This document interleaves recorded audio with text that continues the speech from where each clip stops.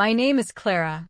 I was 27 years old when I stood in the center of a grand ballroom, surrounded by 200 guests, and realized I was the punchline to a joke I had not been told. It was my wedding day. I was wearing a silk dress that had taken me 8 months to pay off, standing next to a man I loved, and listening to my new mother-in-law tell a room full of people that I was, essentially, a temporary placeholder. She did not use those exact words, of course. Women like Eleanor do not use crude words.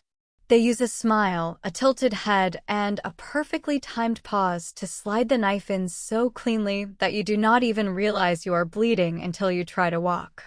This is the channel where women share stories of family betrayal, quiet strength, and the boundaries they wish they had set sooner. If this is your first time here, hit subscribe so you do not miss the next one. And wherever you are listening from right now, drop a comment and let me know your city and your local time. Now, let me take you back to a crisp Saturday in October, the day my marriage started and the day I realized exactly who I was dealing with. I grew up in a working-class neighborhood in Chicago. My parents were public school teachers. We measured success in saved coupons, paid-off sedans, and the rare summer road trip to a rented cabin. We were loud, we laughed a lot, and we never hid how we felt. Julian's family, the Vanderbilts of their small Connecticut town, measured success in silence. They communicated in raised eyebrows, untouched appetizers, and invitations that were accidentally lost in the mail. When Julian brought me home for the first time, Eleanor looked at me the way one might look at a stray dog that had wandered onto a pristine golf course. She didn't insult me. She just asked questions designed to highlight the gap between us. Public school, you said?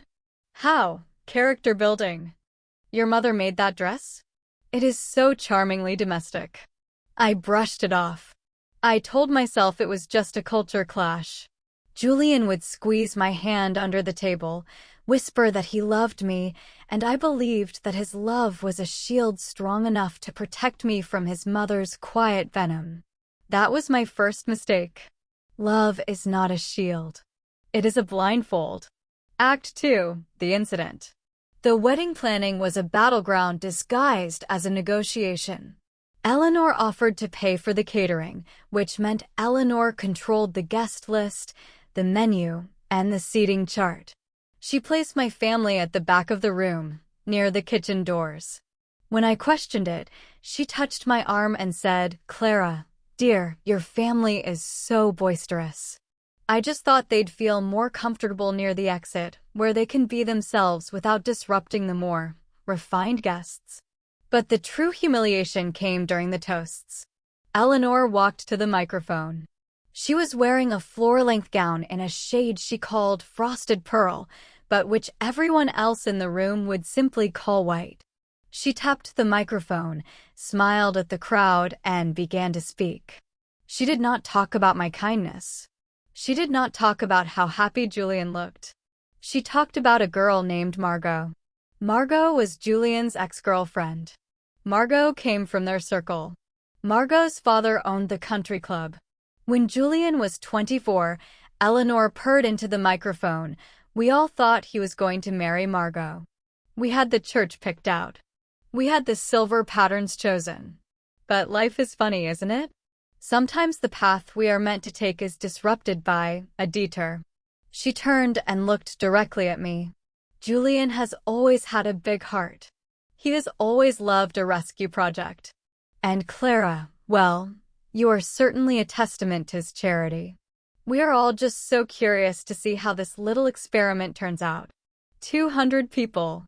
The silence was so heavy. That was the exact moment I realized I was entirely alone in this marriage. I did not cry. I did not make a scene. I went back out there, I danced, I smiled for the photographs, and I began to plan. Women like Eleanor thrive on emotional reactions. If you scream, you are unhinged. If you cry, you are weak. But if you are quiet, they forget you are even there. And when they forget you are there, they get careless. For 3 years, I played the part of the meek, uncultured daughter-in-law. I attended the Sunday dinners. I let Eleanor make her little jabs about my clothes, my job, my family. I smiled. I nodded. And I listened. You see, Eleanor was the treasurer of the Heritage Foundation, an elite local charity that funded historical restorations. It was her crown jewel, the source of her social power. Because I was a certified public accountant, a job Eleanor considered pedestrian, she eventually started asking me to help her organize the paperwork for the foundation's annual galas. Just the grunt work, Clara dear, she would say. Nothing that requires real vision. I took the grunt work. I took the boxes of receipts, the bank statements, the vendor invoices. And, because I am a data analyst at heart, I noticed the discrepancies. A $10,000 payment for floral arrangements that only cost $3,000. A $50,000 grant for a historical gazebo that never got built. The money wasn't missing, it was being meticulously routed to an offshore LLC. I looked up the LLC. The registered agent was Richard Vanderbilt, Eleanor's husband, Julian's father. My wealthy, aristocratic in-laws were completely broke. Richard had made terrible investments, lost a fortune in a commercial real estate collapse, and they were quietly siphoning hundreds of thousands of dollars from the charity to keep up their country club dues, their luxury car leases, and their sprawling estate. I did not confront them. Confrontation gives the enemy time to spin a narrative. Instead, I gathered every receipt, every routing number, every forged invoice. I compiled it all into a single, flawlessly formatted 60-page dossier. I made 12 copies. I placed each copy into a sleek, black leather binder. The opportunity arrived on Eleanor's 60th birthday. She insisted on a formal dinner party at their estate. She invited the mayor, the president of the country club, 3 board members of the Heritage Foundation, Julian, and me. 12 people in total. A perfectly curated audience of the very people whose opinions Eleanor valued more than oxygen. We sat at the long mahogany dining table.